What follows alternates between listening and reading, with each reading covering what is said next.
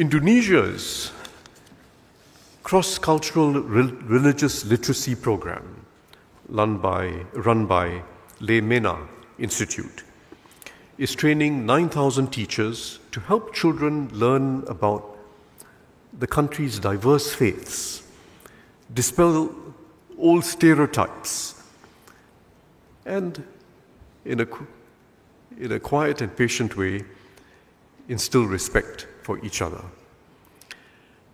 I'm pleased that Lemena is with us at this conference, and they will be sharing their experience.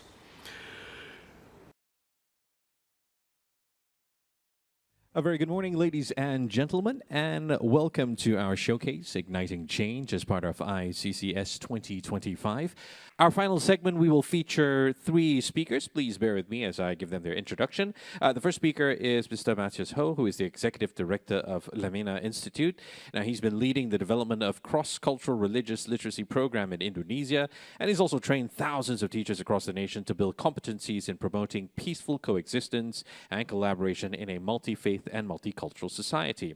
Joining him later will be Jonathan Jalimun, who is the Deputy Director of Tritunggal Christian School, as well as Lemena Institute's CCRL program alumni. Now, he's also actively engaged with the Association of Christian Schools International, where he serves as both a trainer and assessor. And finally, we will hear from Ms. Ichuk Salibiyati, who is the Principal Muhammadiyah Senior High School, as well as Lemena Institute's CCRL program alumni. Now, she also currently holds the position of Chair of Law and Human Rights Council at the regional leadership of the ASEA in Magelang Regency. Lots to share with us, and starting us off, ladies and gentlemen, Mr. Matthias.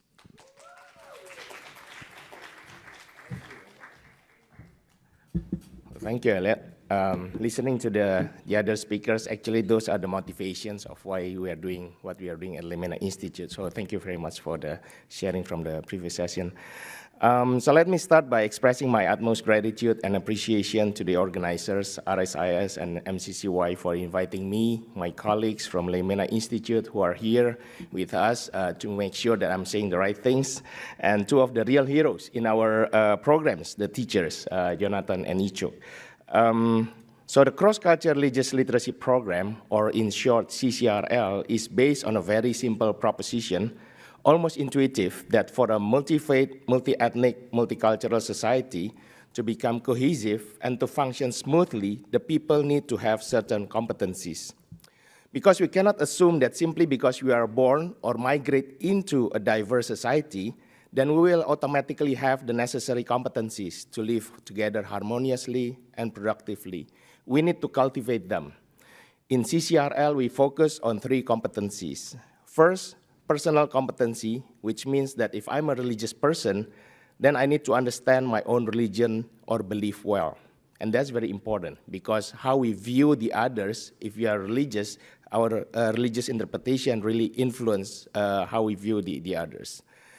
Second, comparative competency, which means that I also need to understand other religions, but from the perspective of their followers. So for example, if I'm a Christian, I want to understand Islam, I should talk to and learn from a Muslim. And third, very importantly, collaborative competency, which means that I need to be able to collaborate with people of different religions and beliefs while maintaining and respecting our differences. And that's why it's different from traditional interfaith dialogue. This is very important because collaboration generates trust. And trust is the main ingredient in social cohesion. Therefore, the primary aim of CCRL, even though the name is religious literacy, is not to produce religious experts, but to foster social trust, and in so doing, strengthen social cohesion. So we developed this framework into a set of programs to train madrasah and school teachers from kindergarten to year 12. We launched in October 2021, and the response was very positive. So within less than 4 years, we've trained more than 10,000 teachers, Muslims, Christians, Buddhists, Hindus, and Confucianists. And it's important to note that we've accomplished this through our partnership with more than 30 organizations. I know that some of our partners are actually in this conference. Though madrasah and school teachers remain the core participants of this program, it has attracted other groups as well, because we believe that the framework can have broader applications and can be adapted for different contexts. So for example, we are working with the National Mosque of Istiqlal in Jakarta. The program actually part of their curriculum for the graduate program for the young ulamas. And then working with the Ministry of Law, we are now training the civil servants, legal analysts, legal drafters. We are going to work with them as well to integrate the program into their civil service college. And also, we just hosted a group from the Ho Chi Minh National Academy of Politics in Hanoi because they also want to learn about the program on how to train the government officials.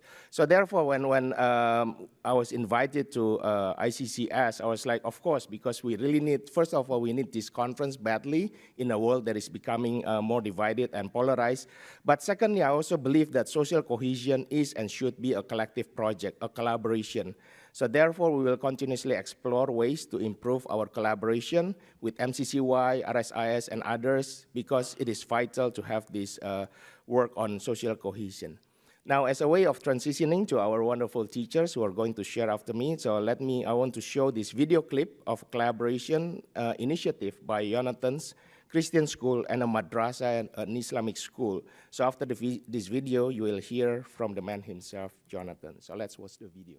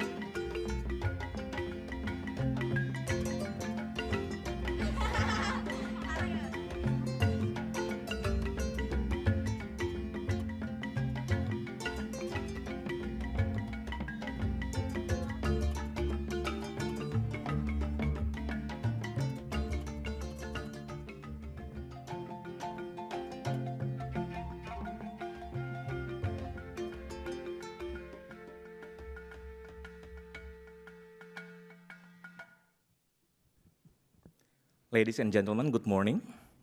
I'm honored to share my school experience with the Laimena Institute and their impactful CCRL program. Now, back in 2023, shortly after the pandemic, my school had the privilege of joining a groundbreaking initiative program organized by the Laimena Institute, a workshop on cross-cultural religious literacy, or CCRL. Now, teachers from various schools representing different religious traditions come together both virtually and in person to learn these three essential competencies, which has been explained by Pak Matius previously. And this kind of workshop are truly unique in Indonesia, in my country, and also in my city.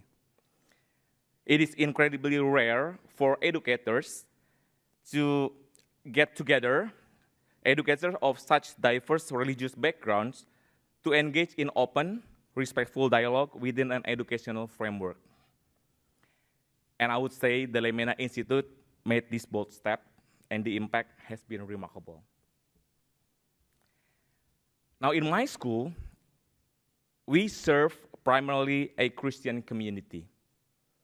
So CCRL gave us something invaluable, a direct insight into other faith traditions through interaction with their followers. It challenged assumptions, dismantled stereotypes, and opened minds. More than that, it empowered us as teachers to incorporate these principles into a day-to-day classroom teaching, embedding respect, understanding, and cooperation across the curriculum. And inspired by this experience, as you have seen in the video previously, we organized something that we have never done before in our school's history. My school, by the way, is established 36 years ago, so yeah, quite long. A friendly visit to the Al-Manar Islamic Boarding School in Salatiga. This was the first time we intentionally reached out to a non-Christian community for a cultural and educational exchange. Until then, actually, our outreach had always been within Christian circles, schools, orphanages, and some community centers.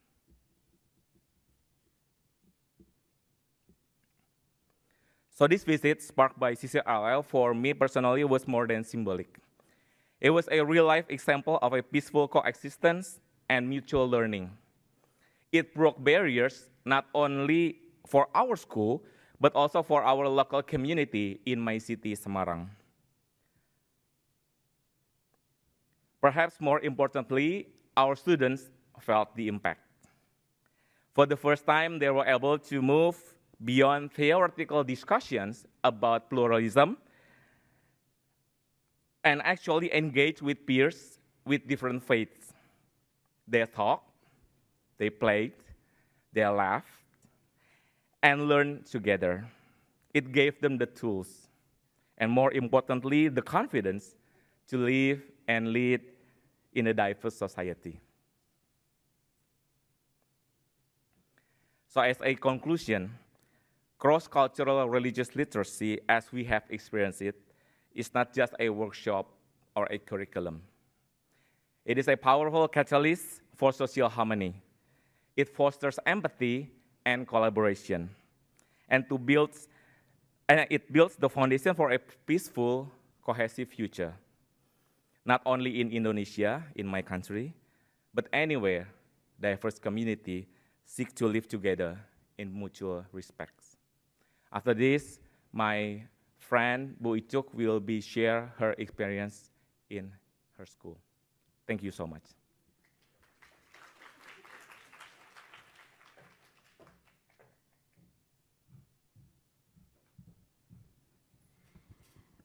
Thank you for the opportunity to speak here. I'm sorry, I'm nervous here. Here, I'd like to share my experience in implementing CCRL in my classroom. One sentence from CCRL workshop has stayed with me. Interact with those who are different so you can be a tolerant person. When I heard about this statement, I feel so confused, pessimistic, and also wonder how my students who live and learn in a Muslim environment can build a sense of tolerance without direct interaction with people from different religions. However, I come to see this as a challenge, not only for me actually, also for educators who works in similar setting. When I began implementing CCRL in my classroom, I noticed that my students have no problem with the idea of respecting other people from different religions. They said that they never had experienced a conflict with people from different religions. Of course, because they are Muslim, attend Muslim school, and live in Muslim environment. In my classroom, when we discussed about expression of opinion, I presented a real-life issue for my student. The issue was about a rejection by some Muslim residents in Bogor, Bogor, West Java, about the establishment of a church there. I asked my student to share their view about this issue. And their responses were very candid. Several students really agreed with this rejection. They have argument that it can disturb the existing religious harmony there. And you know that there were two students, just two students, I'm so sorry, strongly disagreed with this rejection. They argued that every citizen has a right to worship and has a right to have a place to worship. As Muslim, who has mosques to pray there. These responses reveal two different perspectives. One learning toward what we call exclusivity, and the other toward what we call, I'm so sorry, I will take my note. The other about openness and mutual respect. And this contrast highlight the essential role of CCRL in shaping my students' attitude. So I took this opportunity to share CCRL competencies, as mentioned by Mr. Matthews, and to share my own experience in when I joined CCRL program by Lemina. CCRL has a big impact to my students.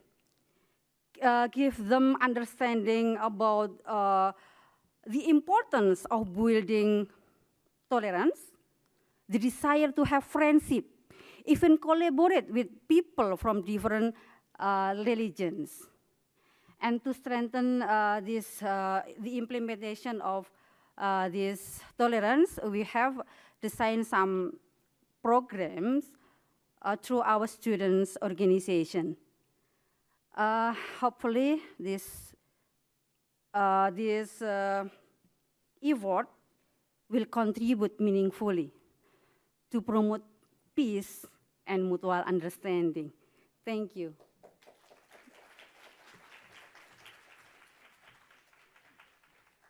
So yeah, let's give another big round of applause to our two wonderful teachers. Can we show the slide with the QR code? Because we don't have time to show the video from Bu Icho on how she implemented this in her classroom. But if you scan this QR, it'll take you to a playlist of our video of several teachers doing their implementation in the classroom. We hope to continuously to add more video like this in our YouTube channel. So thank you very much once again for your attention. Thank you very much. Jonathan and myself will be coming back on stage. If I could invite you all to pick up a mic, and we'll go to the middle of the stage. So this is like a choir, yeah? Will be. Well, I forgot to bring my drums. You can send in your questions as well. We've got some coming in. But guys, I really appreciate that conversation, and throughout the conversation, I've been thinking of one which I'd like to target the philosophy teacher first, if you don't mind. The topic broadly being cohesion or social cohesion. And in my mind, I feel that the building blocks or the most important fundamental is trust with religion or different races. Yet we live in a world which incentivizes heavily performance, achievement. What is your opinion of this, and how hard is it to find that balance? Which is more important? Okay, thank you. Now, I would like to begin with these questions. Where do we learn values? Families, of course, the first. But secondly, I believe it is from education. Okay. It is from the school. Yeah. Which is why I think this program is really important, because we targeted the teachers first. Why? Because if you have kids, your kids will spend hours in the school, right? Maybe 6, 8, yeah. Or some countries maybe 10, Singapore. 10 hours, right? Yeah, or more. Yeah. Not to mention extracurricular and so on, tutoring and so on. And teachers, they not only deliver information, not only deliver knowledge, but they share values.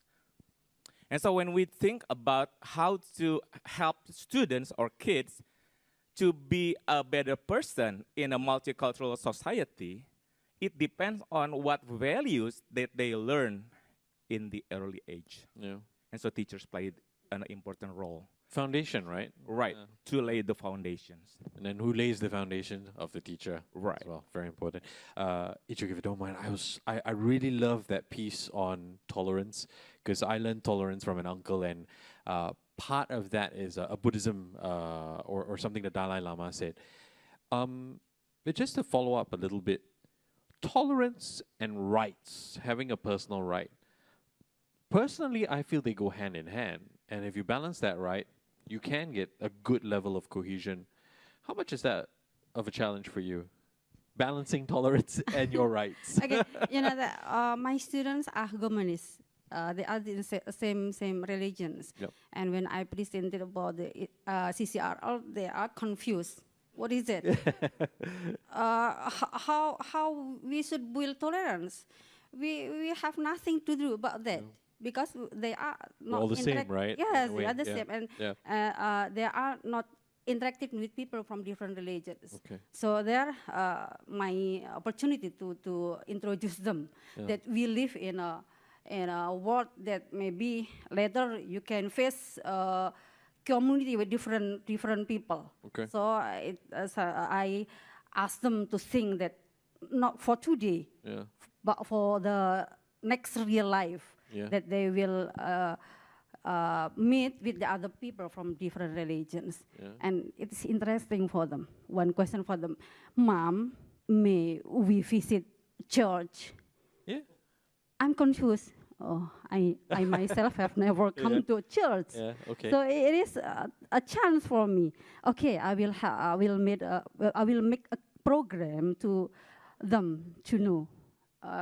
From the basic thing. Okay. Just knowing about church, it's very simple, but they never think about that. And as you grow older, I mean, maybe even at our age, we start to see certain similarities or very core similarities between religions, and that actually makes us even more tolerant in that sense.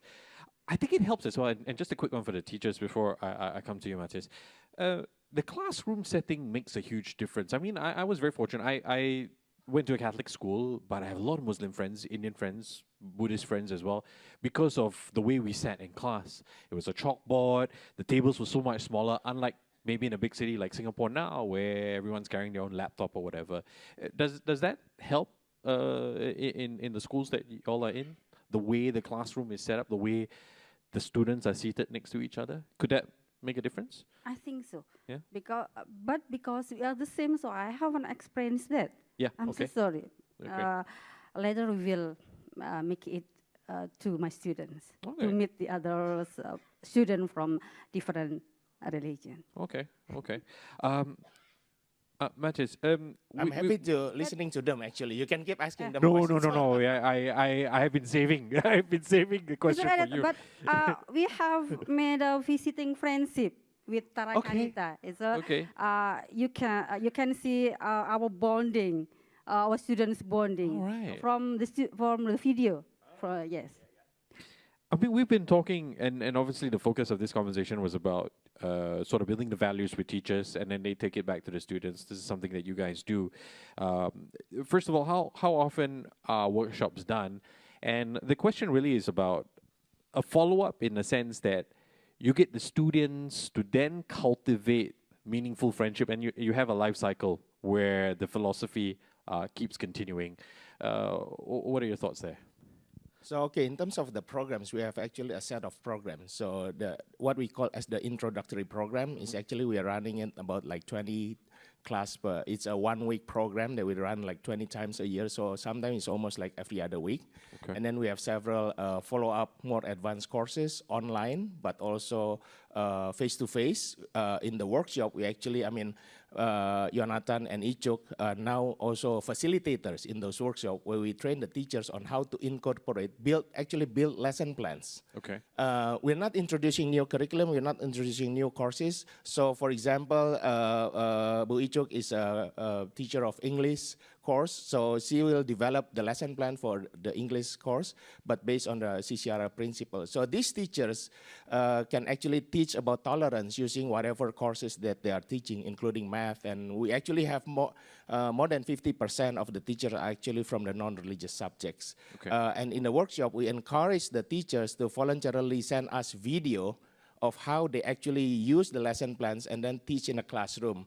And we are surprised with the rate of the return of the video is like 70%, but actually Julinar, my colleague here, is actually managing that program. Now we are receiving like 90% of the participants send us the video back to us. So yeah, I think we are very encouraged with the response from the teacher. Of course, the bigger idea would then be, and of course, giving a bit of autonomy to the teachers to then get the students will have to come on board as teachers one day and then attend the program in order for that to be a full life cycle. Would I be correct to assume that? Yeah, that's why actually this year we began commissioning independent research by 2 different top universities on the faculty of psychology to do an impact assessment as well. So we hope that we can continuously improve how we assess the measurement and how the impact of that. Amazing program. Thank you so much for sharing. Ladies and gentlemen, big round of applause to our speakers.